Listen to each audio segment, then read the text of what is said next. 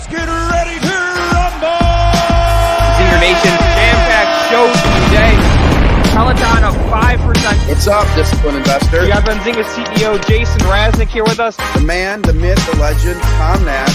Peter Schiff on the Power Hour with us live today. Interesting, different, unique, innovative companies. Mia, you are live with us on the Power Hour. What's up? Thank you so much for inviting me on. Jessica Billingsley, that is the CEO of Aperna.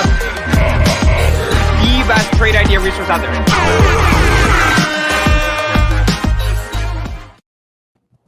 Yo, what is going on, everybody? You know what day it is, producer AB? It's hump day, Mr. Luke. AB, let's go. Happy Wednesday. Happy trading. I'm back from the dead.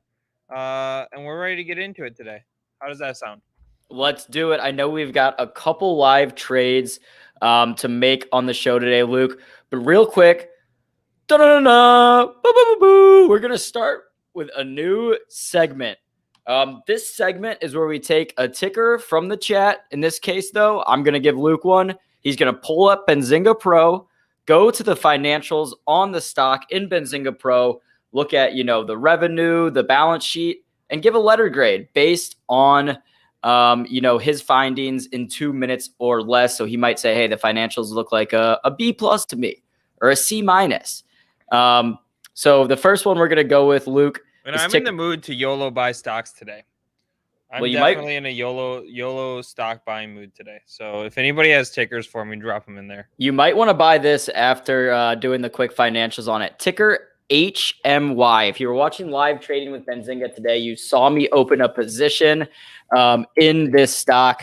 And now I want to hear Luke's take on it. I can't do it. I want to know if Spencer Israel will know the reason. Spencer. Ticker HMY. Why could I not buy that stock? It's giving me negative flashbacks to what? Yeah, Spencer knew. Spencer knew. Who out there remembers ticker HMNY? It's not HMY. HMNY. Who remembers that stock? I don't know if this is the same company. I'm looking at it right now. No, it's a different company. It's just too close, okay? It's too close. Well, we can still look at the financials. We can still look at the financials, and we will. But who remembers which ticker HMNY was? That was a blast from the past. There we go. We got it. Movie Pass? It was Movie Pass. Helios and Matheson. Let's take 2 seconds, producer AB, and go over this story again. This is one of the greatest stock stories of all time. Okay, so here's a wild chart that we're looking at. Okay, there's some stock splits in here, but basically you have the stock right now is trading at 0.0005 cents. The high on this chart was about $10,000. Again, there were some splits in there, but this was Helios and Matheson. Which was also Movie Pass. Okay, here's why this gives me like bad flashbacks. All right, Helios and Matheson, a company that existed for 30 years, publicly traded for many years, had a fine business. It was basically an analytics business. And one of their plays for their analytics business was to get into movie analytics.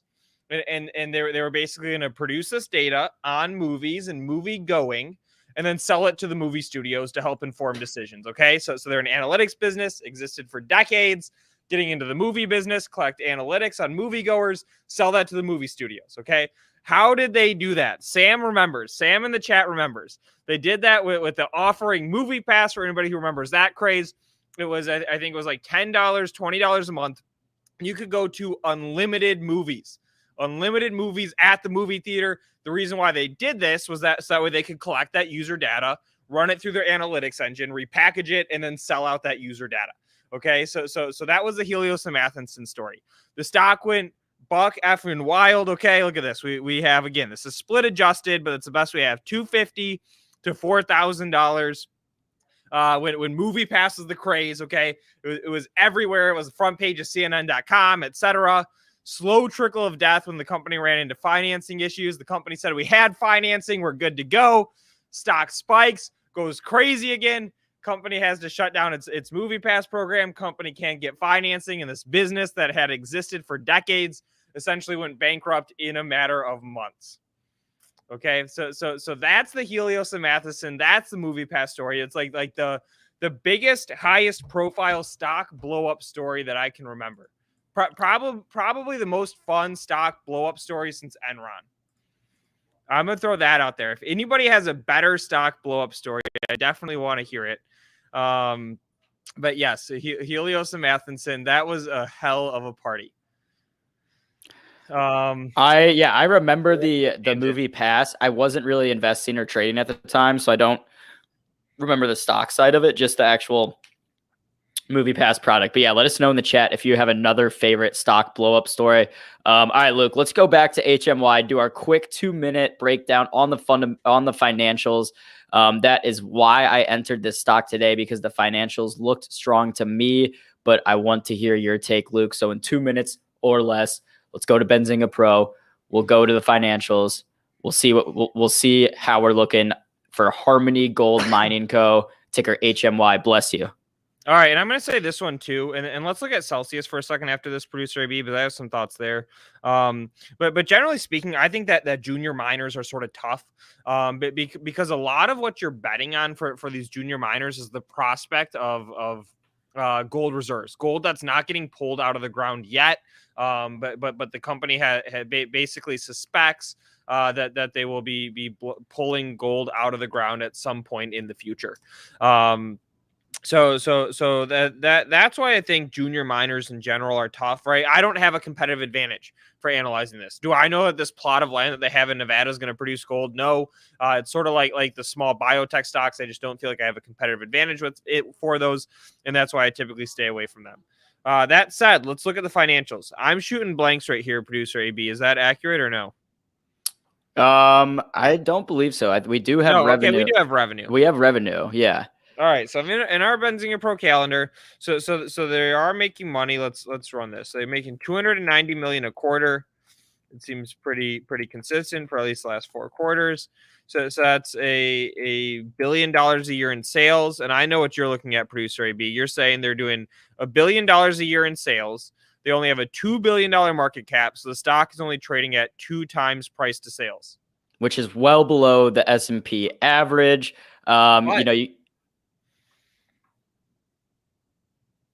Check this one out. $4.4 billion of debt, and the company is unprofitable.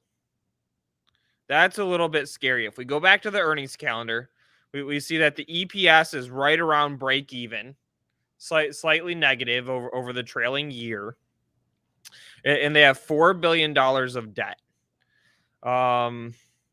What we have to look at, and let's just do let's grab a quick SEC filing on this one. When is that debt due? That's my question. Let's see if we can find a quick 10Q on this bad boy. Or a 10K. Can you command F 10Q? No, they're all Form 6s, which is sort of tough. Form 6 is the same as basically a current statement. Oh Jesus, that's sad. They had a seismic event that caused a fatality. Let's just click through a couple of these and see if we can find a quarterly report. Nope, there's their COVID. It might be around here. Let's try 2 more, okay? There we have a blank. Can we get a 10Q?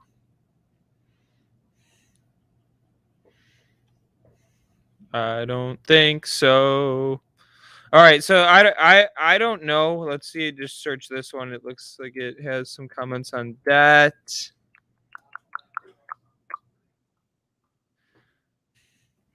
Yeah, we don't have anything on the debt. So that's the one piece that scares me, producer AB. So if the company has that $4.4 billion of debt, we need to look at when that debt is due. If it's coming quick and the company doesn't have cash for it, obviously that's problematic. They're going to have to raise money. If they are already carrying that much debt, they're already carrying $4.4 billion of debt on $1 billion a year of sales. I'm guessing that they can't go back to the debt market and take out more money. So the way that they're going to have to raise more funds, I'm guessing, is via a stock offering. Of course, offerings aren't great. So I'm giving this one, producer AB, I'm throwing a C at you. Okay. Okay. Not great.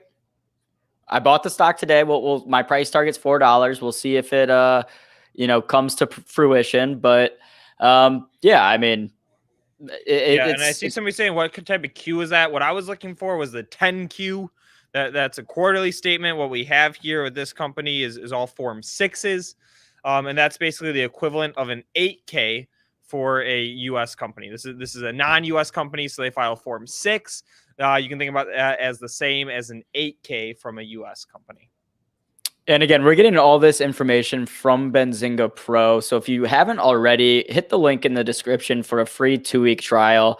You'll be able to go through any stock that you have, financials and forms like that, like we just did, as well as stay up to date on any real-time news updates. Thank you for throwing the link in the chat, Mr. Jacobi. Producer AB. And I actually have, this is rare. I have, for the first time on our YouTube, a mechanism for people to get to win a free year of Benzinga Pro. Oh, really? Should I drop it? Have we cleared it with Mr. Weiss and Mallard? Nope. All right, let's do it. Yeah. All right. We're soliciting some user feedback. If anybody out there has 10 minutes, okay, 10 minutes slow during your trading day, and you can tell us how to build a better Benzinga for you, content you like, you don't like, what we should be doing. I have a survey for you to fill out. There's not a ton of people that we're sending this survey to. It's going to be a decent group, but not a crazy number. If you fill out this survey, you are entered to win a free year of Benzinga Pro. Okay, Ruel, shout out my main man Ruel saying drop it like it's hot. The link is dropped. It would help me out, guys. You could fill that out. Oh, Luke, Born to be Free is saying the August 26th one shows financial results from the period to be reported. Looks like Born to be Free was doing some digging into 20% different. That's bad. As somebody who has to like publish financials for their business, which is me, if I had a 20% discrepancy between financials that I report and actual results, I think I would get fired. Someone might have screwed up, but that doesn't mean the stock can't go up a little bit.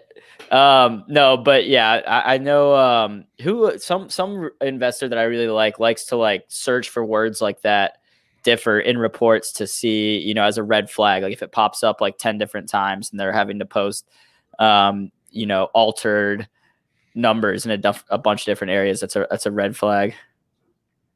Yep. Yeah, I mean, for sure. That's not good at all. Yeah, and Cal, I would say those are all goals of ours. With that being said, our redirect on YouTube isn't working right now, so our viewership's a little lower than normal. So if you guys don't mind just sharing the link to this show on Twitter, wherever you are on social media, get some buddies in here, get your parents in here, whoever it is. Yeah. All right. How do you like that Celsius hanging out at 90, producer AB? I do know that our good friend of the program, Jonah Lupton, said that he would need to shotgun a Celsius, I believe, if it closed above $90. So let me pull up his Twitter, see if he's done that yet. An EDR. Somebody's asking for us to reach out to the EDR CEO. I did. Yeah, I reached out to Endeavor. I think we might get a quick gut check on where everybody's at with GameStop. I have not been in GameStop for quite a while. And I've been eyeing it, producer AB. Whoa, I didn't know Twitter allows you to put a newsletter in the a product in the top of your thing now.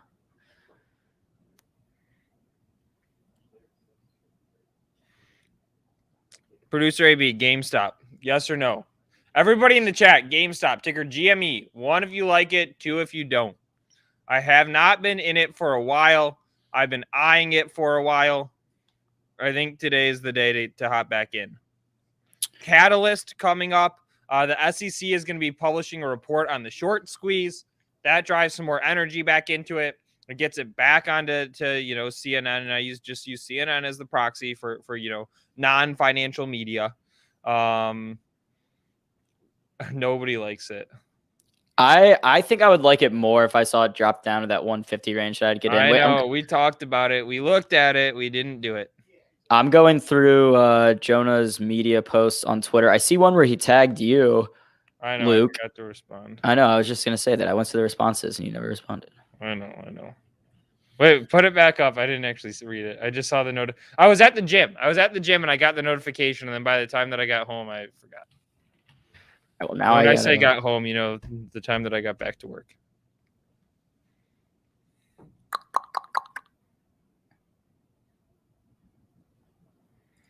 All right, GME.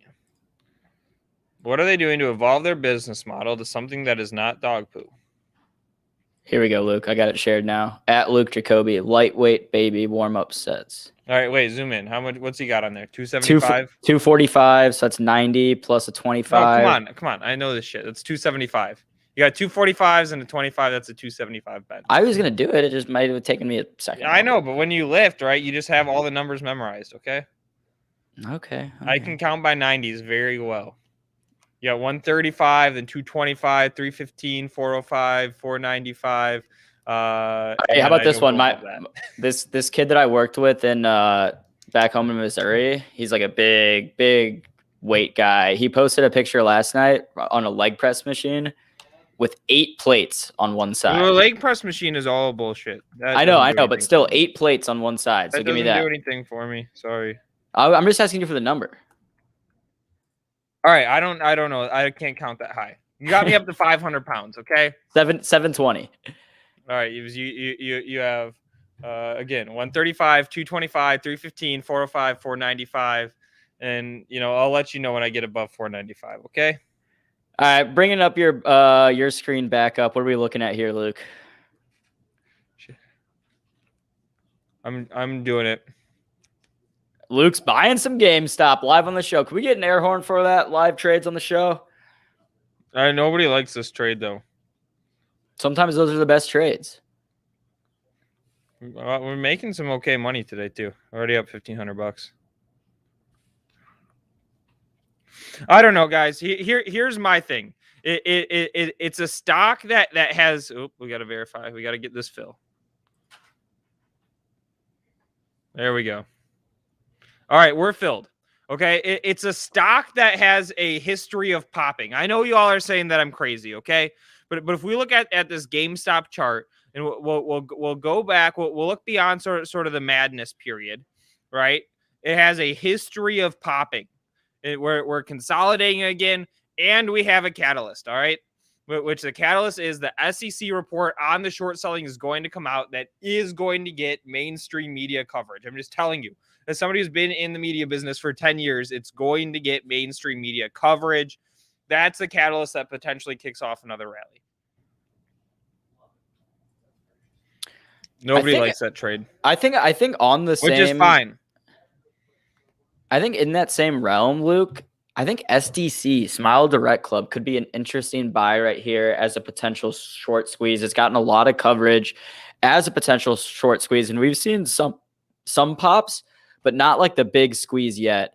And I mean, I think it might be worth buying a little here because it's so cheap already. And then if it pops, you're looking pretty good. All right. So clean balance sheet, $2.2 billion market cap. Like, let's see the sales. But aren't the sales declining? I don't care. I'm not worried about the financials. I'm looking at it for a short squeeze. All right, you're okay. It's a swing trade. It's not an investment. Exactly. And in that thought process, I almost want the numbers to look worse, so there's more short interest coming in. It is a highly shorted stock. 33%. That's a ton. Yeah, it's one of the For most. Trusty Benzinga Pro here. And again, guys, if you scroll back, you fill out that survey, you're entered to win your free year of Benzinga Pro. Okay. What do you guys think about Can we get David from carparts.com on sometime in the near future, producer AB? David I'm dying for some car parts news. Yeah, the stock's just been sideways. We had a great run in it up to 20. And we sold off, and we've just been sideways since then. Can we check in on lots? Yeah, I did not hit that. I talked about it. I don't think we've really missed out on anything yet. Doesn't look like. Clearly not. All right, lots. All right, if we're talking about and when's the catalyst for GameStop, the SEC? They said in the near future. I don't think we have a date. Spencer Israel, who I see hanging out in the background, he's the one who might have a date, but I don't think that we have a clear date. Somebody's asking for the survey link again. I got you. I'll put it in one more time. Okay, it's enter to win. Okay. Buying the dip on Hut. Yes or no, producer AB? Is that Pizza Hut? No. Crypto trading? No. No, I like BT. I don't trade the crypto mining stocks. I honestly like BT more than a lot of the other miners right now, and that's not just because we had BT on the show yesterday. But the BTBTs, like they're being undervalued compared to some of their peers, to some of their competitors. So I think out of any miners, BTBT Bit Digital is the one that I would own. Here's what I would say with the crypto stocks. If you own Bitcoin or any of the cryptos, and you believe that crypto is going to exist in the future, I think that there's no reason that you don't own Coinbase for a 5-year, 10-year stock. If you believe that crypto is going to be going to carry into the future, and again, you're willing to sit on a position for several years, Coinbase is going to be one of those no-brainer trades. Of course, it's all dependent on the use of crypto in the future. I think the jury is still out on that a little bit. I'm not bullish, but I don't think it's a sure thing. But you're saying you don't think it's a sure thing that crypto is going to be around? It'll be around. But you don't think it'll be as prevalent? 10 times the market that it is now 10 years from now? I don't know. I hear you. And then if you think that crypto trading is going to be the future, VYVGF, and I do own Coinbase and I own Voyager. There we go. I think that this is a good trade as well. And the Voyager valuation is so cheap. And yeah, so yeah, we have Ben's World is calling that Hut's down on their offering. See, look at this. One of the benefits of Benzinga Pro. I always know what's causing a stock to move right at the top of my page.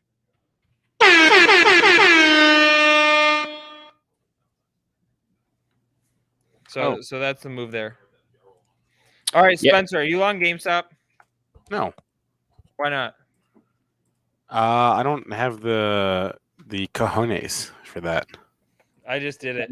I have not been in it for quite a while.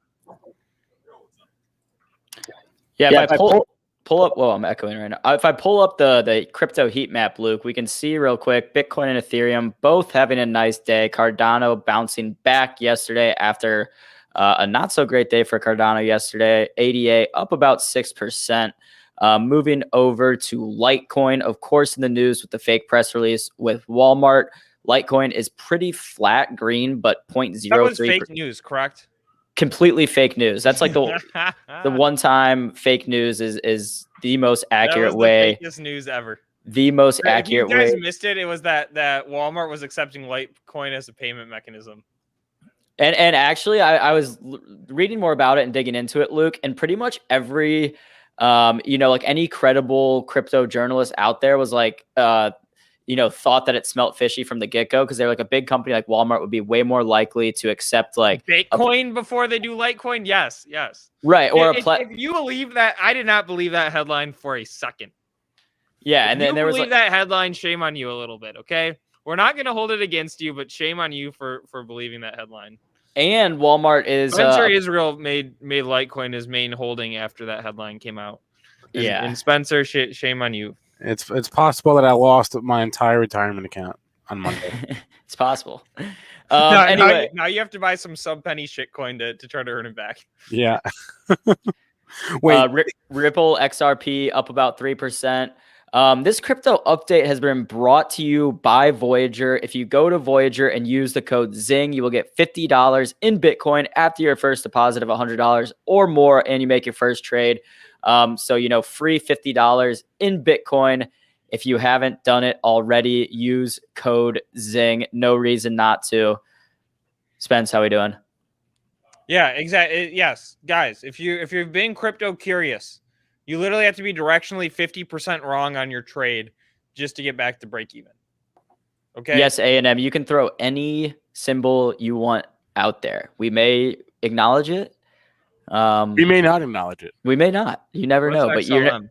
you're never gonna know. XLM is a Lumina. What? The crypto. Oh. Yeah, Stellar Lumens. Wait, real fast. You guys mentioned Hut. Hut is down because they did an offering. Oh, thank you, Spencer. Yeah, they did. Okay. They did an offering. The ninth person who's told us. We got that in the chat 8 All times. right. Hey, you know what? All right. Spencer, if you watched the show, you would know. No, if you watch pre-market prep, you would know. Jeez. Wait, we had a question for Spencer though. What was it, producer AB? Don't. We actually had one that we needed like some Spencer history knowledge on. The GameStop. When's the short interest SEC thing? Oh yeah, when's the GameStop report coming out? When's the report coming out? Everyone's been asking that question. Gensler started this. He's the one that said yesterday that they were close. What the hell does close mean? I don't know. Okay, so we don't know. Spencer, come on, man. Get to the bottom of it, Spencer. I'm guessing 30 days. 30 days? Betting pool. All right.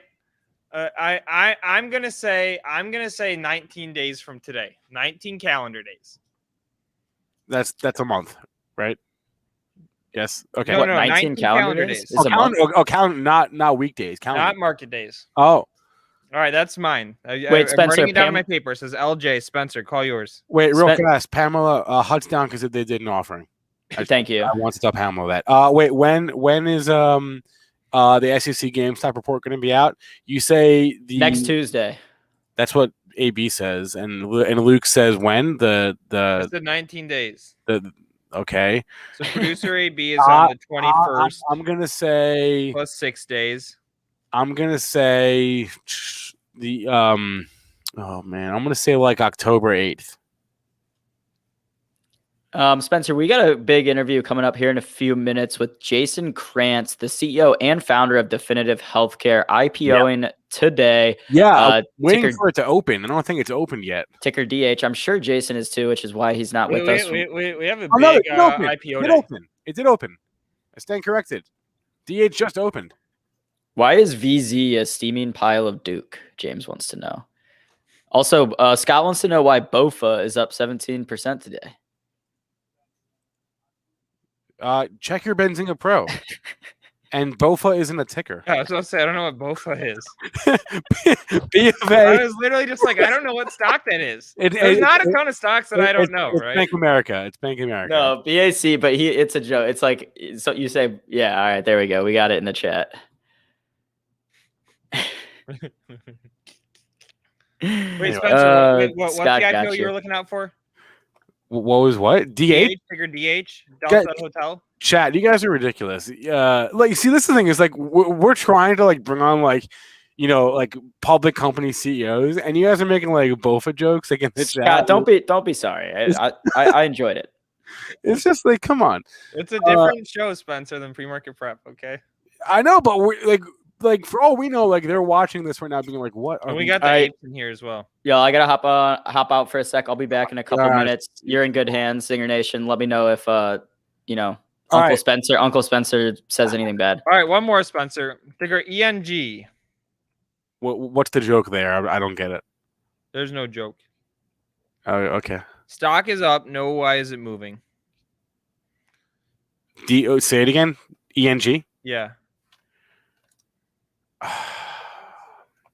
All right, so this is our green energy stock.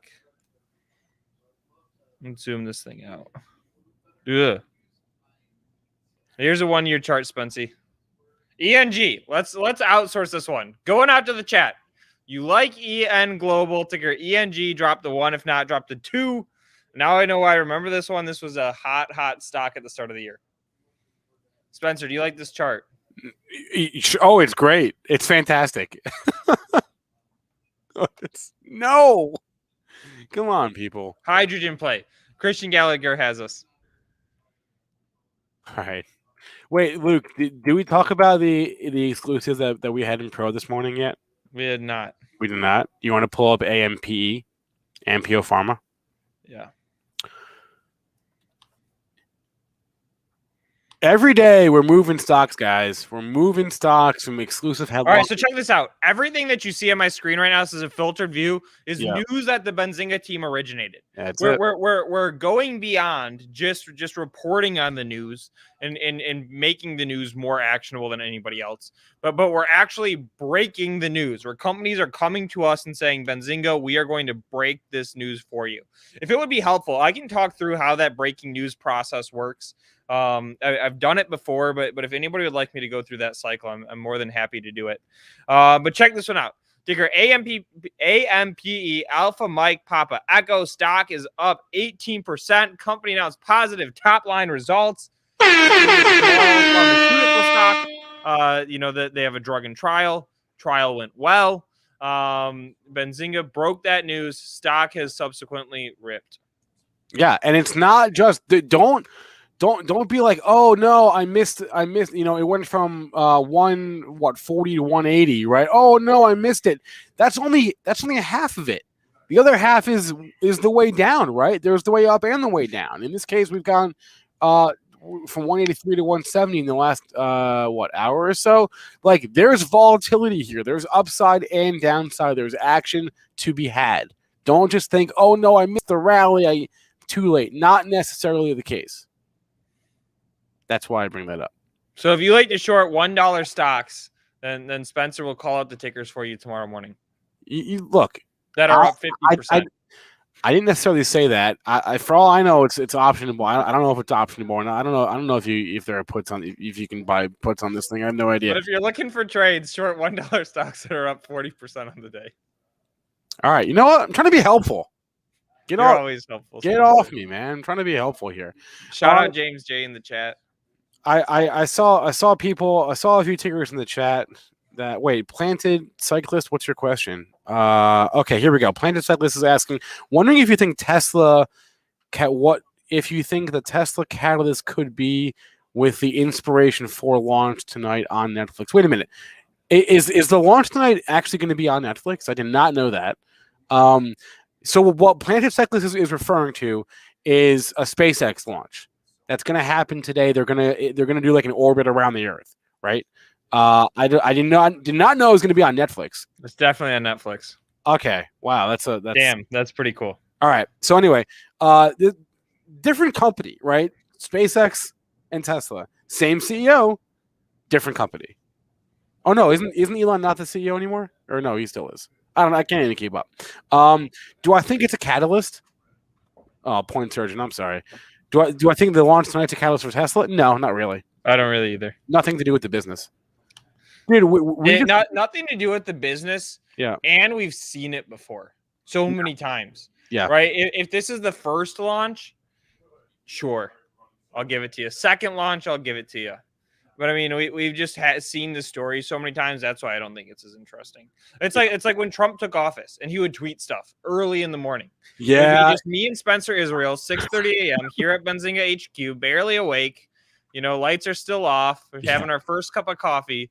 Trump would tweet some wild things, and the stock market would react instantly for the first several times. And after the first several times, the market just stopped reacting. I use that example because I think it's a pretty white or black and white example, but it's like that for a lot of catalysts. Most catalysts, I'd say. Yeah. This is not interesting to me in terms of Tesla. It's interesting to me. If SNL didn't move the stock, then this isn't. How's that? Right. Exactly. Anyway. Okay. So it's 12:38. Our guest. Jason Krantz will be on, I'm told, at 12:40.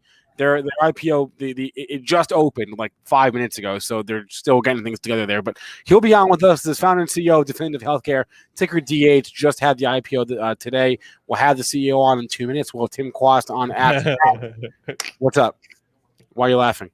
Ruel's comment in the chat. Hey, speaking of Workhorse, I know they threw out their thing. yeah, they threw out the thing. You That's tell right. the story. Spencer Israel loves this company. What? When did I ever say that? You interviewed them many times. I interviewed Steve Strader like once or twice. All right, tell us the Workhorse story, Spency. Here's a 1-year chart, guys. 1-year chart, daily candles. This is what happens when all your hopes and dreams are pinned on one contract and you don't get the contract. This is the what happens. Postal Service. This is what happens. Which ironically, Trump sort of, made some issues there too. Yeah. Basically, Workhorse is going to provide, I believe it was hydrogen-powered vehicles for the Postal Service. Is that accurate? And now they gave the contract to Oshkosh instead. Yep. So they lost the contract. Yeah. Ticker, what is it? OSK? OSK. Yeah. So Workhorse ran into some issues. Here's Oshkosh for you. And what about Bros? Can you talk about Dutch Bros, please, Spencer? The coffee company? Another hot new IPO today. Yeah, so I got to admit, prior to Monday, I had never heard of this company before. Yeah, I don't know it either. So apparently, it's really big in the West Coast. I'm not on the West Coast, so or in the Pacific Northwest. I don't know this company. Apparently, it's huge. All the hipsters, I never heard of it either. All the hipsters love it. That's why I said, Spencer, can you talk about it? No. I prior to Matt Hammond on talking about it on Monday's pre-market prep, I never heard of this company. But yeah, so I have no thoughts on the company because I don't know it. But what did it IPO'd today, right? And what did it open at? It opened at 32. So it did get a little bit of a pop because the IPO. Yeah, it's a nice 15% move. So yeah, what did it price? It priced at $23. Woo! 23 to 36. That's a big move. Very nice. All right, and on that note, Luke, it is just about time for our guest in a minute here, Jason Krantz. All right, that's a good one. Do you know what this company does? I'll tell you. Walk me through it. Basically, and guys, we're talking ticker DH, Delta Hotel. Yeah, basically they're a SaaS platform for the healthcare industry. Hospitals. It's a good industry, man. I'm telling you. Hospitals, providers, et cetera, et cetera, et cetera. I love the health tech industry. Somebody's talking about Lucid still. Nah, I lost interest in that one personally. I've moved on. I'm all about. Yeah, I lost interest in it as well. So anyway, Definitive Healthcare, right? IPO today, SaaS platform for healthcare. Let's bring on the founder and CEO right now on the Power Hour. And there's Luke, and let's bring Jason on.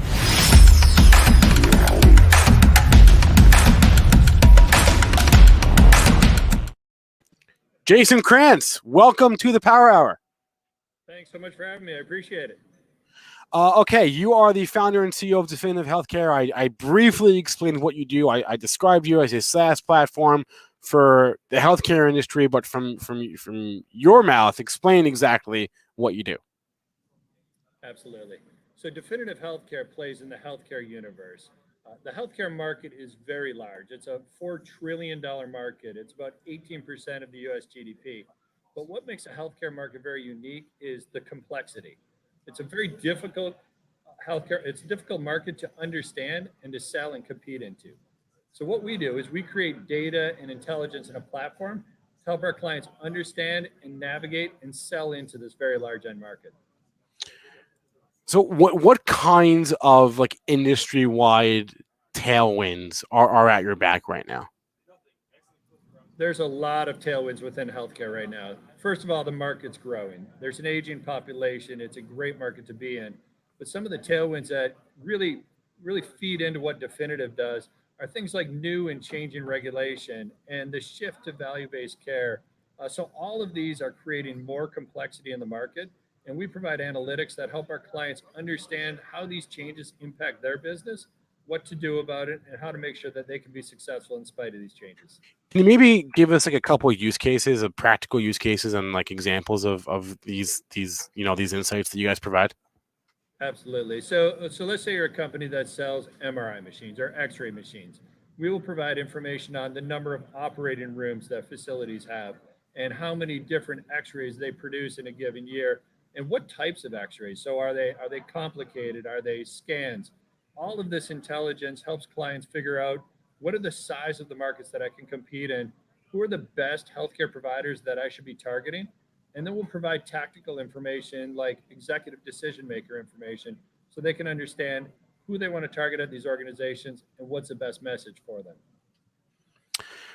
Can you explain what exactly it was that you saw back in the day when you were just a startup in your house? What need did you see for this company? Yeah, 10 years ago when I started this company, healthcare was already big, but it's undergone a tremendous amount of change over the last 10 years, and that's really what's been great for us. So things like the rollout of electronic health record systems has created a tremendous amount of data in this market. And there's a lot of consolidation happening within the market as well. All of these changes and precision medicine, all of these changes make it more difficult to understand this market. So we continue to grow our platform, and now we track every single provider across the entire United States. And we understand how they all link together and deep analytics on the technology infrastructure and what makes them tick. All of this allows people to understand this change as this organization and the industry is growing, how to adapt to that change. Tell us a little bit about what the last year and a half has been like for you. How did COVID impact your business? Yeah, COVID was very interesting. It impacted everybody, of course, but the healthcare system in the United States almost ceased to continue for some period of time. There was no elective procedures, and hospitals and physicians were unable to do anything except work on COVID. So some things that we did that were important is we tried to figure out how can we be part of the solution. So we have a tremendous amount of information and intelligence on the whole healthcare ecosystem that we realize can be helpful to make sure that our country can deal with this problem. So what we did is we actually partnered with the federal government and health systems across the country to create a COVID-19 capacity predictor. And what our data scientists did is they were able to model out the potential number of cases of COVID versus the number of ICU beds and ventilators on a county by county basis. So this intelligence was incredibly helpful to the industry as they wanted to figure out where was there going to be a shortage of beds and where did we need to spend time as a country filling that need and making sure that we were able to provide care to those people. Last question for you here, Jason. Sure. You've gotten a nice day one pop on this IPO, but why now? Why IPO now? Why go public right now? And why use the IPO process? So IPO is really important for us because as we continue to grow, it's all about how do we find new and innovative ways to help our clients? How can we expand the use cases? They come to us every day and they say, look, we love what you provide, but there's so many other things that you can do. So this IPO, it's just a step in this journey. It will help us innovate faster, to develop more platforms and more data and more analytics to help our clients overall. And as you think about, taking a traditional IPO front, Definitive Healthcare has a very unique financial profile. So we have a unique combination of really high growth, really high profitability, and a tremendous amount of visibility into the future. Those three things together are rare. They make us a very strong public company. And as a result, the traditional IPO path was perfect for us. I guess I lied. One more. What are the plans for the proceeds from today's offering? Yeah, so the proceeds, we're paying down some debt, but we're really focusing mostly on how can we accelerate our growth through more innovation. So how can we develop more product and look for adjacent opportunities to continue to grow into? Jason Krantz is the founder and CEO of Definitive Healthcare, ticker DH, IPO just a few moments ago, or opened just a few moments ago. Jason, thanks a lot for joining the Power Hour today. Thanks so much for the time. I appreciate it. All right. One of many interviews I'm sure Jason's doing today. He's doing the old IPO car wash, I guess, where they just cycling through a lot of interviews. So we appreciate Jason's time. All right. We got 12 minutes left into the show today. Let's bring on Tim Quast, because why not? Frankly, we don't need a reason to bring Tim on. Let's just bring him on. So Tim, how we doing? Good afternoon. Actually, good morning from my time zone, but good afternoon. Good. I'm well, thank you. I don't know if you can see behind me. We can't really. I'm cast in in sort of backlight, I know at the moment, but we just arrived in Steamboat, and it's like the whole mountain is full of autumn colors. It's just spectacular out there on Emerald Mountain. So it's, no matter what's going on in one's life, you can look at that and it just kind of resets everything. That's what I think. That's a lovely sentiment. I'm not sure what it has to do with markets, but it's making me feel good, and good. That's all I can ask for. How are you feeling? How are you feeling though, in terms of the markets this week? We're having a nice day so far, actually, but not so much yesterday. So, well, so it's important to understand, and traders, these are things that you have to know about how the market works today. Every day is not a barometer of rational thought. There is context, there is the movement of money that follows models, all that sort of thing. And it's important to know that today is VIX expirations day. So so that's the commonly called the fear gauge. It's the implied volatility of the S&P 500, but it's not just that. It's volatility as an asset class, and we've talked about this before, Spencer. That there are now trillions of dollars that try to modulate volatility. How can I achieve roughly the performance of the S&P 500, but reduce my volatility by 20 or 30 or 40%? And so, if you backed up to August 18th, the last time that the VIX expired, that was a tough day. And it told us that money was coming out of volatility instruments and was going to go back into things that would have volatility. And what followed that was a period of pretty good performance for the FANGs, for tech, for things that produce momentum.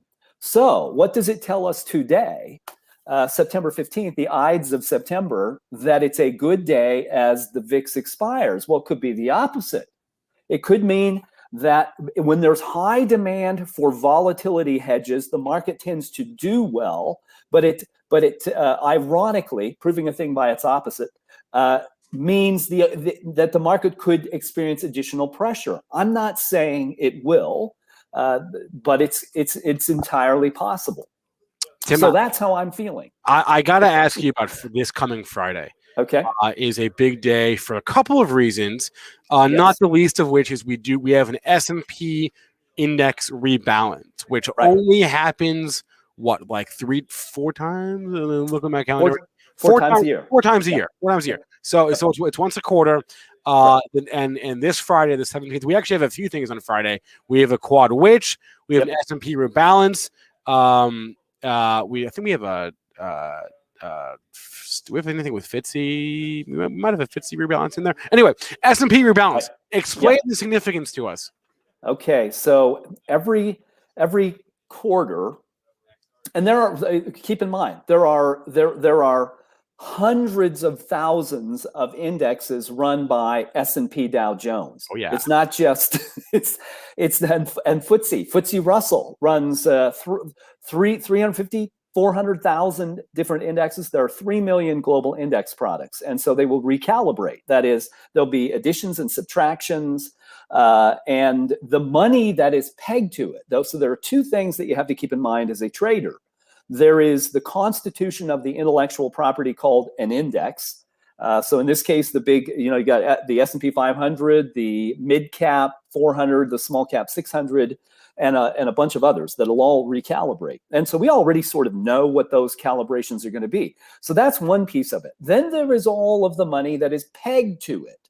And does the money that is pegged to it continue to do what it did before? That's why it's significant. It's much more significant to understand what the trillions of dollars pegged to these things might do.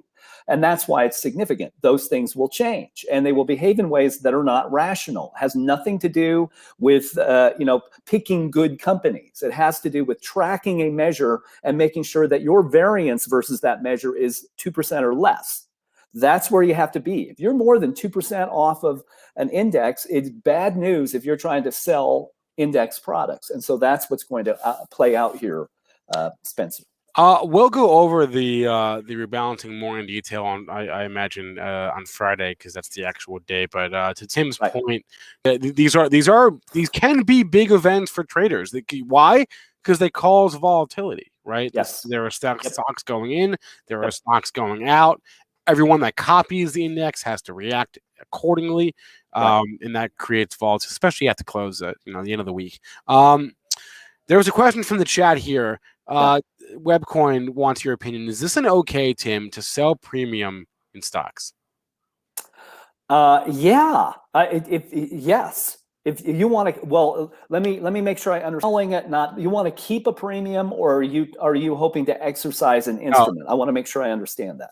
I think he wants to. He doesn't want to wait. Hold on a second. Let me just make sure I'm reading this right. He doesn't want to get exercised. I don't think.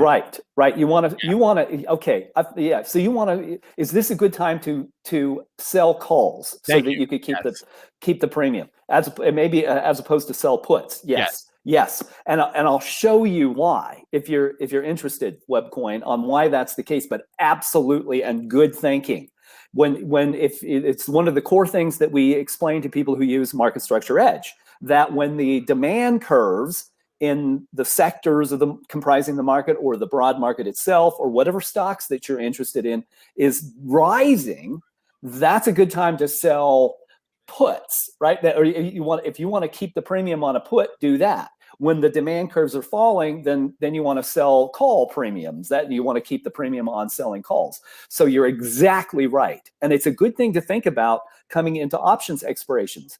Is supply, and what is the balance of supply and demand as we come into that period? Because you can look back over the last year to date, and almost all of the volatility that we have experienced in the market, and it's actually rather significant, has occurred right around options expirations. It's either just before or just after.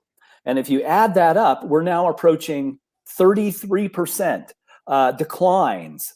And yet the market has done very well if you look at those periods. So it would tell the prudent, be very careful. I like to portage around these rapids, the options expirations, but you've hit upon a very good idea, which is you could sell puts and calls depending on what the supply demand equation is coming into expirations. Good one. Yeah, I think general rule of thumb is it's usually a good idea to sell premium, because these options market makers are really, really good at what they do. And yes, they are. Yes, they are. Yeah. And let me show you something here, if you like, Spencer. Yeah.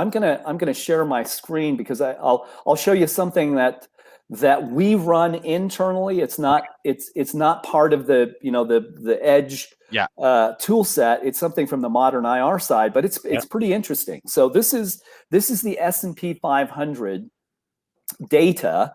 And this is looking at the last week. So here's the S&P 500. And you can see that active investment has become a little bit of a seller. So when that percentage goes up and the market declines, then we know active money is selling. But realize active money is only 9% of the trading volume in the S&P 500 the last week. Where is it all? Right there. So 21% is passive. That's actually down. Okay, so that's telling. If people are going to repeg to measures, what you want to see is an increase in passive and an increase in risk management, because that combination will point to exchange traded funds. And those things are down a combined 5%. I'm not saying that we could decline 5% more, but if demand diminishes by 5% into a rebalance, it's generally not good. It's just the way it is. Now, the bit of good news would be that that it doesn't indicate selling by passive money. And here's an interesting view. So see this pattern here? This pattern of green and purple bars, that is what exchange traded funds and indexes look like. And so we always kind of lean to the right. This is why the market has declined. All this red tells us that the S&P 500 has, over the last 7 days, closed in toto, has closed below the intraday midpoint as a group. Well, that's an indication of selling, but it came from, so passive money's already done its thing. All of this index rebalancing that we're waiting for Friday, it's already been done, and it took 2 solid weeks to do. It began at the end of September. Word came out began at the end of August, sorry, and then word came out the first part of September what the rebalances were going to be, and everybody did it. So now as we hit options expirations, the only behavior left in the market is the behavior that doesn't want to own anything.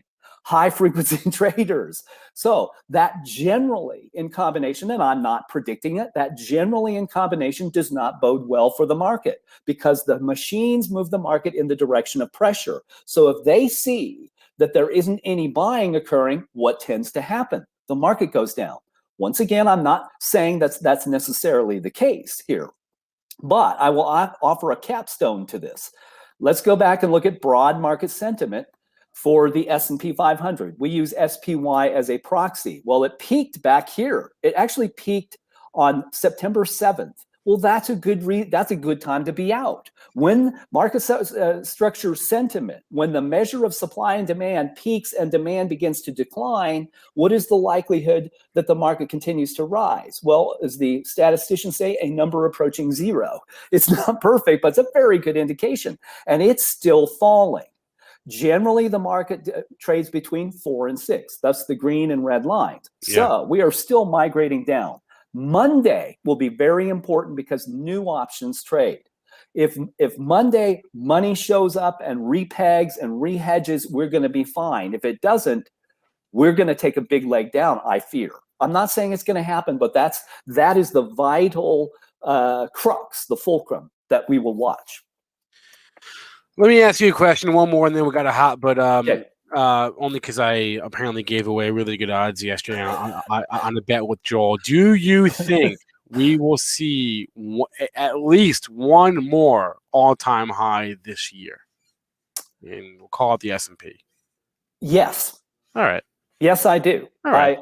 I do think it's entirely possible. I think generally the supply-demand equation is fine, and as long as demand exceeds supply, we're going to be fine. That's it. That's it. All right. How's it going, everyone? Whoa! Wait a minute. Aaron or Rohan, what the hell was that? Good to see you guys. All right. Was that Aaron in the background? I don't know who that was in the background. Good to see you. Hey, Tim. All right. Thanks a lot, Tim Quast, founder and CEO of Market Structure Edge. Thanks a lot. You got it, Spencer. All right. We'll see you. Tim, I'll see you next week as well. Okay. Sounds good. Look forward. Enjoy Steamboat. We will. Can't wait to get out on the bikes. It's a beautiful day. There you go. I found out who the mystery voice was. It was producer Rohan, who was still in our stream and didn't know that. Rohan, look at me, Rohan. Look at me, Rohan. Yeah, you know what you did. Okay. Hey, y'all, our redirect is not working. Our next show is Get Technical starting right now. I just dropped the link in the chat. Please head over. Give us a smash the like on Get Technical. If we get to 100 likes today, we will have a special surprise at the end of the show. Smash the like on this stream as well if you haven't already. I mean, how many likes are we at? We're not at very many, are we? We'll have a special. We're at one. Oh my God, not even in the hundreds. Guys, get us over 100. Let's go right now. 100. All right. I'm going to go get started with Neil. Spencer, you make sure the chat gets us over 100. I will literally sit here. Here, let's sit. Let's all sit in silence together as we wait for the counter to get to 100. And then we're going to end the stream. And then Neil's going to start with Get Technical. Again, the link is in the chat. Or just go to youtube.com/Benzinga because we've lost the ability for today for some reason to redirect you from one stream to the next. It stinks. We're working on it. But for now, if you want to watch our next show, you're going to have to do it the old-fashioned way by actually clicking on a link. That's the way it goes. Trent A. Trent A. I don't know who you are, but I am in the market for your best friend, actually. So, shoot me an email later, and we can talk about that. All right, we're at 82. I will sit. You know what? Here, let's play some music. All right, let's play some music together. Let me plug in my Stream Deck, and we can just do some tunage.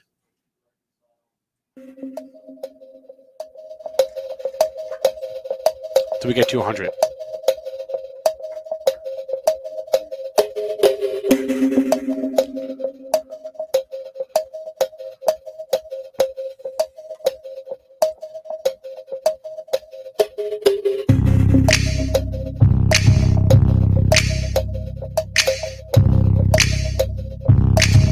Wait, Kevin, what did I say?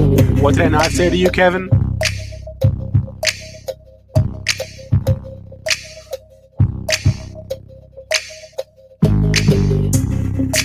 This is courtesy of T-Pain, by the way. A little loud. Courtesy of T-Pain. Thanks, T-Pain.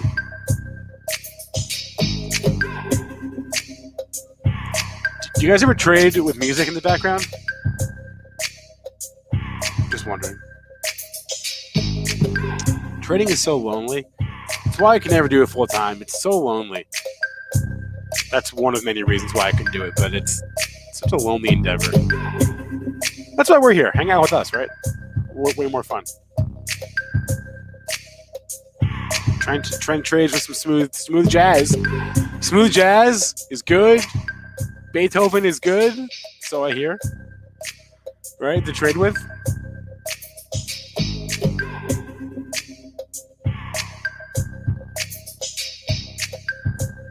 This is Martin.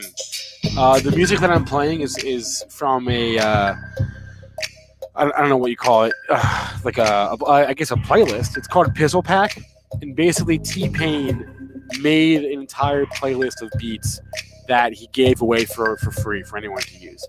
And that's where this is from.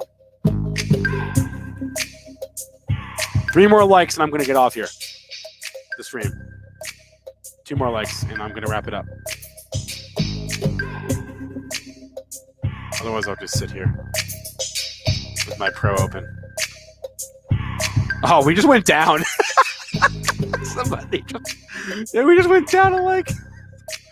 Let's go. There we go. All right, everyone. Have a good rest of your day. Please remember all the information from our show meant to be used as informational purposes only, not for investing or trading advice. Get technical live right now. Link is in chat. Everyone have a good rest of your day. We will see you later.